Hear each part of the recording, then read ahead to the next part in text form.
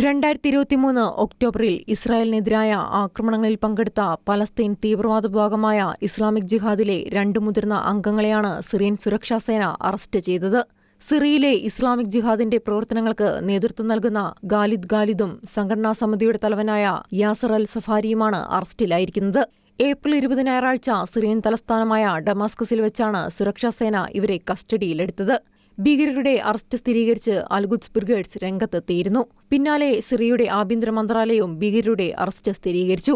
സിറിയയ്ക്കുമേലുള്ള ഉപരോധങ്ങൾ പിൻവലിക്കുന്നതിനായി അമേരിക്കയെ പ്രീതിപ്പെടുത്താനുള്ള അൽഷാറയുടെ ശ്രമങ്ങളുടെ ഭാഗമായാണ് ഭീകരരുടെ അറസ്റ്റെന്നാണ് സൂചന.